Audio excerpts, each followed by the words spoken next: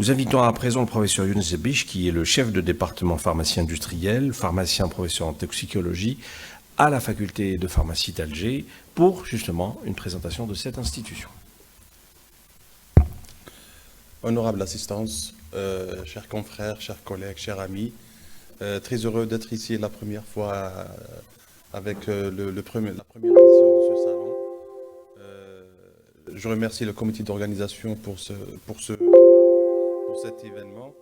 Et après qu'on a vu l'aspect de l'industrie pharmaceutique avec le professeur Boudendouna, l'aspect fiscalité, la pratique avec le docteur Bilambri pour la pharmacie d'officine, je vais entamer un peu cette présentation par rapport au côté académique, la formation et à l'université, le lieu de la production de ces pharmaciens. Donc, je vais présenter un peu les nouvelles missions, ce qu'on est en train de faire à la faculté de pharmacie d'Alger. Bon, si on commence un peu l'histoire, il faut savoir que l'enseignement de la pharmacie en Algérie, il a commencé en 1857. C'est-à-dire, on est je pense, le deuxième pays africain qui a commencé l'enseignement de pharmacie. Et l'enseignement, il a eu plusieurs institutions qui donnent des cours de pharmacie ou l'école préparatoire jusqu'au 2021, où on a eu la création de la faculté de pharmacie indépendante sur le plan pédagogique, surtout sur le plan pédagogique. Maintenant, ça fait 2 ans que la faculté de pharmacie qui existe. Je vais présenter par la suite ce qu'on est en train de faire, ce qu'on voudrait aussi faire. Mais il faut savoir que l'enseignement de la pharmacie, il a commencé en Algérie bien avant. Donc, chaque mois de novembre, en fait, on célèbre l'anniversaire de la faculté de pharmacie et on est à 2 ans d'activité. Ça, c'est juste des chiffres approximatifs de l'évolution de nombre d'étudiants en pharmacie depuis 1857, où il y avait 30 étudiants, jusqu'à 2023, on a à la faculté presque environ 3500 étudiants dans toutes les catégories. Si je parle, le premier volet, c'est la formation. On a les étudiants classiques, les étudiants de pharmacie. On a toujours l'avantage de recevoir à la faculté les élèves brillants du bac avec des moyennes, on va dire, on a les meilleurs étudiants avec des moyennes de bac très élevés, soit pour docteur en pharmacie, soit pour les nouvelles formations aussi que je vais présenter par la suite. Donc, chaque début d'année, on reçoit des étudiants et je ne vais pas expliquer le parcours classique de pharmacie. Je pense que c'est un congrès des pharmaciens. On fait 6 ans de pharmacie avec plusieurs cycles. On commence par les sciences fondamentales, puis les sciences pharmaceutiques. On a aussi notre côté biologique, les sciences biologiques en 4e année. On revient en sciences pharmaceutiques à la 5e année. Et la dernière année, la 6e année, c'est toujours un stage au niveau de l'internat, au niveau des hôpitaux et aussi au niveau de l'industrie pharmaceutique. Et on finit avec un mémoire de fin d'études. Ça, c'est le schéma classique du docteur en pharmacie.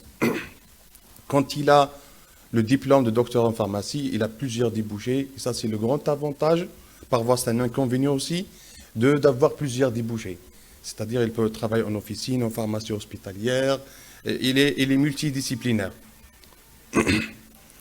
Et s'il veut faire une spécialisation, ce qu'on appelle le résidanat, qui existe en ce moment, on a 17 spécialités en post-graduation, dont 5 biologiques, mais 12 spécialités pharmaceutiques.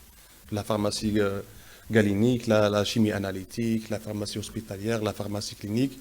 Donc, on a 12 offres de formation en post-graduation. C'est ce qu'on appelle le résidanat. Je vais vous parler sur les nouvelles formations. Ce que la faculté de pharmacie a apporté de nouveau, c'est que le point de départ, c'est que l'université ou la faculté ou le département de pharmacie doit s'adapter à le changement de terrain. C'est-à-dire, l'Algérie, on est en train de vivre une révolution en industrie pharmaceutique. Il y a la mise en place de l'agence. On a eu un département ministériel dédié à l'industrie pharmaceutique. Au début, c'était le ministère de l'Industrie pharmaceutique. Maintenant, c'est avec le ministère de l'Industrie et la production pharmaceutique, avec le Corona. Donc, il y a une priorisation dans les hautes autorités de pays pour ce secteur. Et on est en train de vivre un changement radical dans les dernières années, dans le côté industriel, dans le secteur pharmaceutique. Il y a aussi plusieurs opérateurs, ça c'est des chiffres que je donne comme ça, mais c'est pas mis à jour. Mais on a plusieurs opérateurs installés dans le pays, dans l'Est, l'Ouest, le Centre. Et la dernière fois, on a vu l'engagement de la wilaya de Chlef pour compléter les 30%, ce qu'il a dit Dr Djari.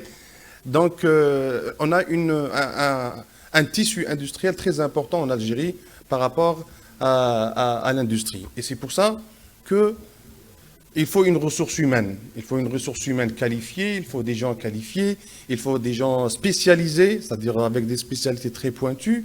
Et là, ça, c'est le rôle de l'université. C'est vrai que l'université, elle doit s'adapter à l'environnement, c'est-à-dire on n'enseigne pas ce qu'on veut, mais ce que le marché du travail demande. Et c'est ça le principe de base de la faculté de pharmacie. Là, on voit que 70% c'est une production locale, donc quand on passe de l'importation à la production, c'est tous les profils qui apparaissent, les nouveaux profils, soit dans la recherche et développement, soit sur la production, la maintenance, l'assurance qualité. Donc quand on assure les médicaments en Algérie, à la production, quand on couvre le 60% des marchés algériens, il faut des gens pour le faire. Et il faut des gens spécialisés. Et c'est ça que plusieurs postes se créent, plusieurs profils sont demandés. Et là, c'est le rôle de l'université à fournir au moins les notions de base pour ces profils. Donc, avec l'équipe administrative et pédagogique et avec les partenaires, nous avons fait beaucoup d'ateliers, surtout par les partenaires socio-économiques, les futurs employeurs de nos étudiants, et nous avons tracé une carte, une feuille de route de formation. Ça, c'est le schéma général de la feuille de route. Et chaque année, d'une année à une autre, on est en train de créer de nouvelles formations, de nouvelles spécialités pour essayer de satisfaire le marché du travail dans le secteur pharmaceutique. Donc, ça, c'est pour la 2022-2023. Après, pour la 2023-2024, chaque année, on est en train de rajouter 2 nouvelles formations par an. Ça dépend de la capacité aussi d'enseignement, la capacité de l'installation dans la faculté. Et là, les 6 nouvelles formations entre 2023 et 2024, on a rajouté 2 licences et 4 masters.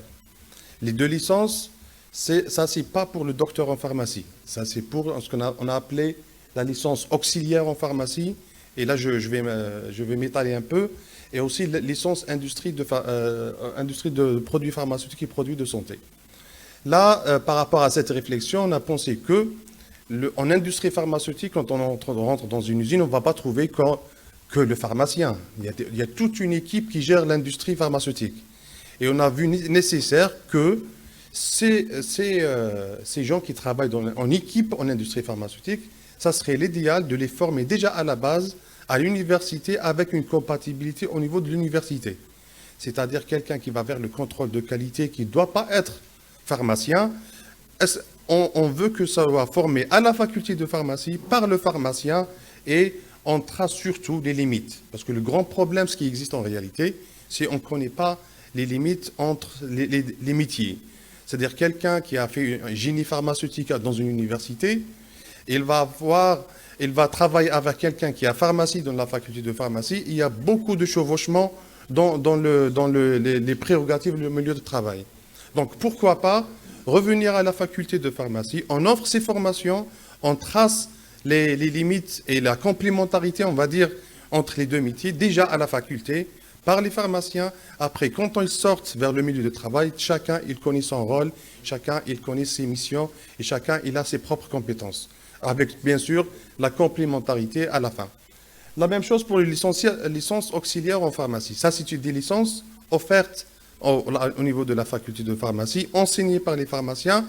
Et licence auxiliaire en pharmacie, c'est que le pharmacien soit dans l'officine, surtout en officine, ou là en pharmacie hospitalière, ou là dans un laboratoire de biologie médicale, il a besoin toujours des collaborateurs avec lui, qui ne sont pas nécessairement des pharmaciens. C'est-à-dire, je suis moi en officine, j'ai besoin d'une équipe avec moi, le pharmacien assistant aussi, mais aussi j'ai besoin de quelqu'un qui est qui est universitaire, qui connaît très bien le milieu, le médicament, et surtout qui connaît très bien ses limites. Les limites de l'auxiliaire en pharmacie, on a travaillé avec le SNAPO, on a fait beaucoup de discussions, c'est qu'il est enseigné par les pharmaciens dans la faculté de pharmacie, mais il reste toujours un collaborateur du pharmacien. Un an plus tard, quand il est, c'est-à-dire quand l'officier, moi je préfère cette formation, ce profil, qui connaît très bien le médicament, qui connaît comment, c'est-à-dire il connaît ses missions, il connaît ses prérogatives et surtout il connaît ses limites. Et là, je pense qu'on va un peu augmenter le niveau de l'accueil des patients qui vont venir à l'officine.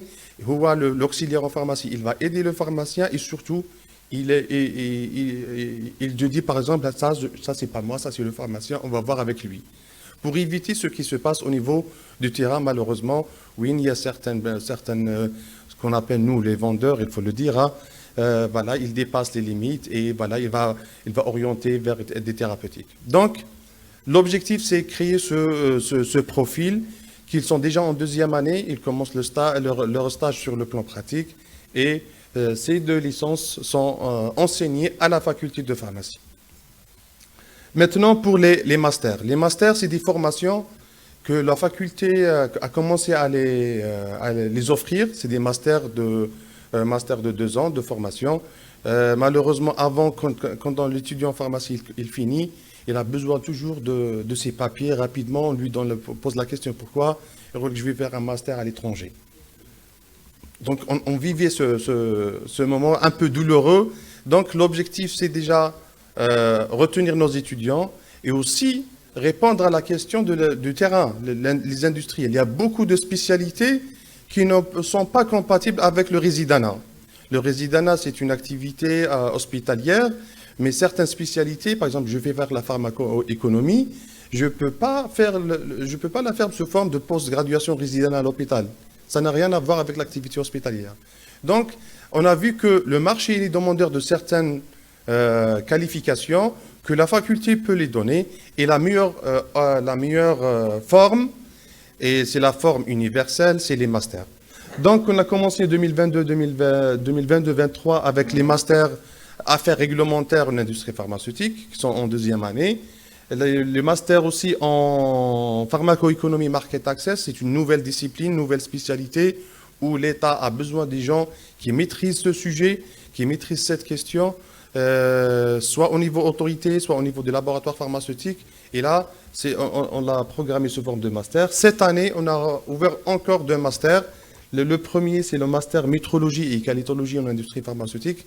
La même chose, c'est une formation très demandée par les opérateurs pharmaceutiques, très spécifique, et la faculté peut l'offrir. On s'est dit pourquoi pas la faire. Et le 4e master qui a eu aussi beaucoup de succès, beaucoup de demandes sur le master de cosmétologie et dermopharmacie, qui est un domaine, on va dire, très vierge chez nous.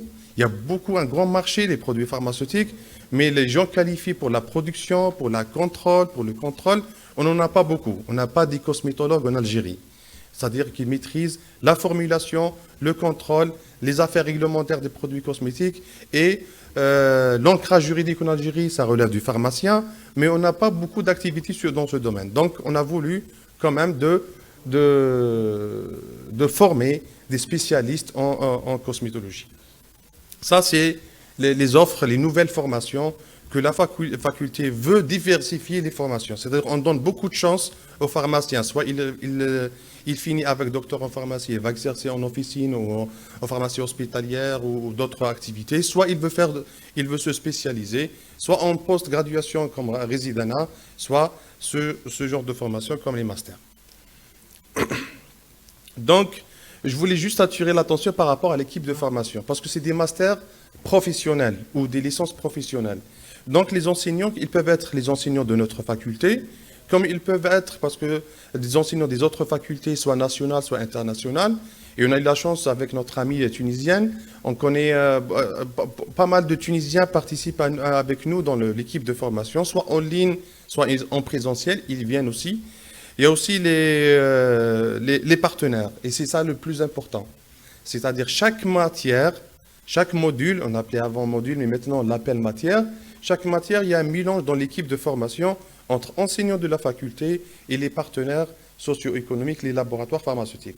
Et cette équipe, presque généralement, c'est 50 à 60%, 50-50%, c'est que les gens qui sont sur le terrain, qui viennent partager leur expérience, et aussi les enseignants académiciens qui font le pan. Et ça, c'est le plus important.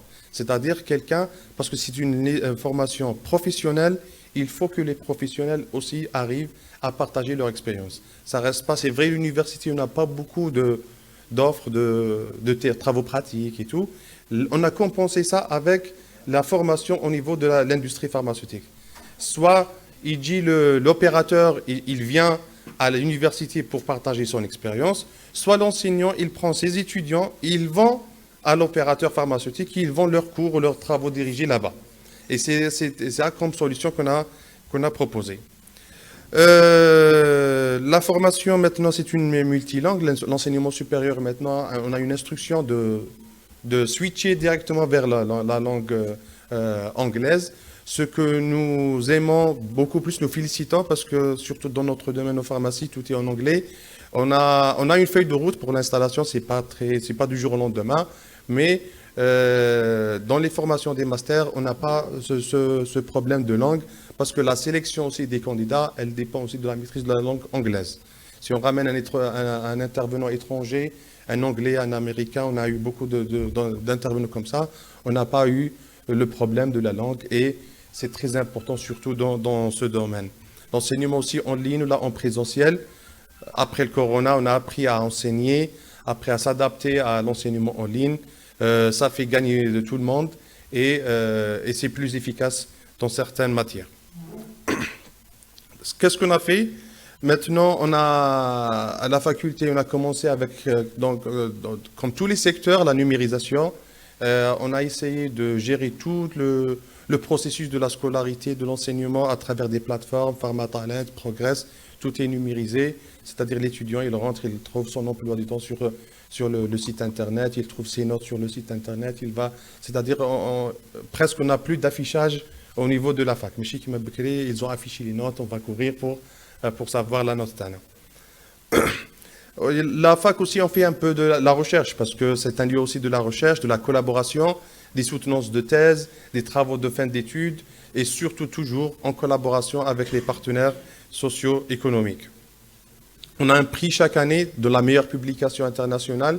Chaque année, on va recenser nos enseignants et on va calculer le nombre de publications par enseignant. L'enseignant qui publie beaucoup, il a un prix et on fait des cérémonies de remise de prix par rapport à la meilleure publication de l'année. Aussi, on participe avec les projets nationaux de recherche, les PNR, ce qu'on appelle le PNR. Et ça, c'est très important parce que maintenant, l'orientation du ministère de l'Enseignement supérieur, c'est qu'on ne fait pas la recherche juste pour la recherche. Il faut trouver d'abord un partenaire qui va utiliser ta recherche, un acheteur du produit de la recherche avant. On fait une équipe avec lui et on va sélectionner ce genre de projet de recherche. Là, je vais juste la recherche, après on va classer dans les tiroirs. Maintenant, c'est plus acceptable. On doit trouver quelqu'un, un partenaire. On est d'accord sur sa problématique, c'est-à-dire la faculté, elle essaye de trouver ou résoudre une problématique du partenaire et on fait une équipe de chercheurs pour ça. Et c'est la recherche vraiment bénéfique. Et avec le programme national de recherche, la faculté, on en a beaucoup de projets dans ce sens. Un autre projet, pour nous, c'était presque un rêve, professeur Boudendouna, on est en travail dessus, c'est le projet de l'école-usine. On a commencé, c'était au début un rêve, maintenant ça devient un objectif. Parce que ça commence à concrétiser sur le plan, surtout avant de commencer par le côté financier, mais surtout le réglementaire. Nous attendons la création de l'arrêté qui va créer ce projet. Tout simplement, c'est vrai que c'est compliqué ce projet, mais tout simplement, c'est un établissement à la fois pharmaceutique et à la fois établissement universitaire. Il aura le double agrément. c'est-à-dire il sera validé par les autorités de l'industrie pharmaceutique et validé par les autorités de l'enseignement supérieur. L'objectif, c'est créer une mini-usine, mais destinée à la formation et à la recherche. Le terrain, le cadre juridique, c'est l'établissement public, mais il y a beaucoup d'actionnaires ou partenaires socio-économiques. Donc, le plan, il est prêt. L'arrêté de création va sortir. Et Inch'Allah, c'est un projet, c'est pas du jour au lendemain qu'on va créer une usine à Ben Aknoun, mais ça, quand même, ça reste un objectif pour nous. Pardon. Pour les 30%. Alors, pour les partenariats, on fait beaucoup de partenariats. On a signé, c'était un objectif rapide à atteindre, signé pas mal de conventions de collaboration avec les partenaires, soit avec les syndicats, avec le Conseil de l'ordre, avec les laboratoires pharmaceutiques, déjà pour la formation pratique de nos étudiants. C'est vrai, ils font des stages, c'était des stages un peu dans le cadre qui n'est pas vraiment cadré, mais maintenant on a cadré les stages, on contacte les laboratoires pharmaceutiques, ils nous donnent les offres de stage, on contacte maintenant, on travaille avec le SNAPO pour les stages de nos étudiants dans les officines, donc on est en plein communication, on nous donne les offres de stage et on les distribue sur les étudiants. L'étudiant le stage et tout, il n'y a plus ça et on essaye de faire assurer les stages pour nos étudiants. Aussi la formation théorique au niveau de la faculté, c'est-à-dire les collaborateurs, comme je disais tout à l'heure, ils viennent à la faculté pour donner des cours. Il ne suffit pas juste de se contenter sur tous les enseignants de la fac. Il faut ramener les collaborateurs pour donner certains cours ou conférences. Il y a aussi la formation continue du personnel, du partenaire.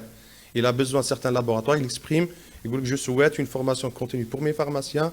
Et là, on s'engage à le faire à travers des cours de formation aussi pour le personnel. Les projets de recherche, comme je l'ai dit tout à l'heure, c'est des projets de recherche en commun.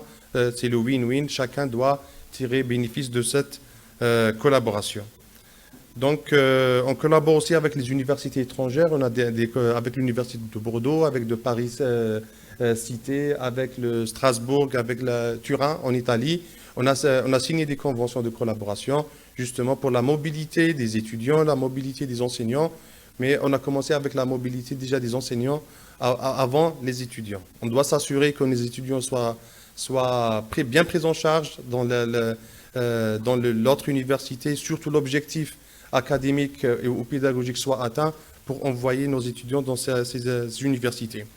Il y a aussi les partenaires socio-économiques, certains laboratoires conventionnés avec la faculté, le CNOP, le SNAPO, la Fédération algérienne de pharmacie, et on a signé pas mal de conventions de collaboration.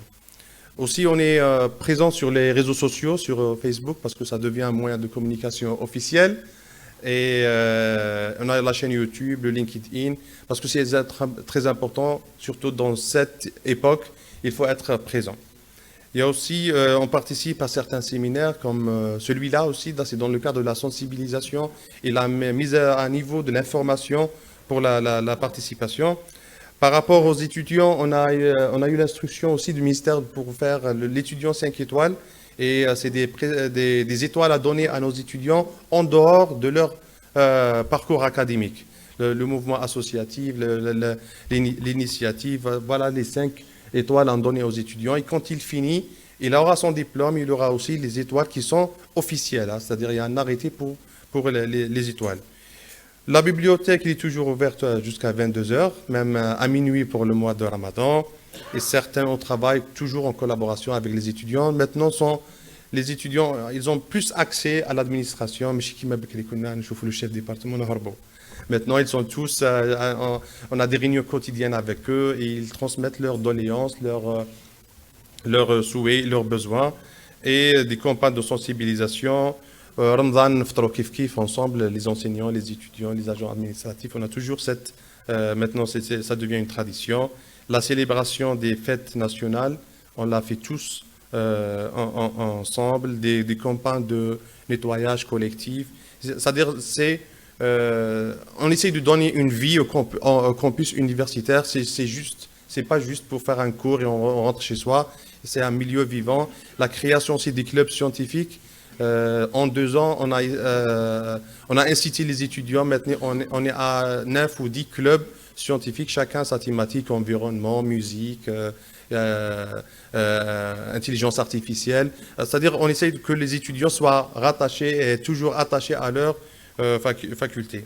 Donc, si on essaye d'assurer la formation, l'organisation, la recherche, la communication et la vie aussi, tout ça pour l'objectif de les étudiants, et ça fera la force de l'université de manière générale. Et merci pour votre attention.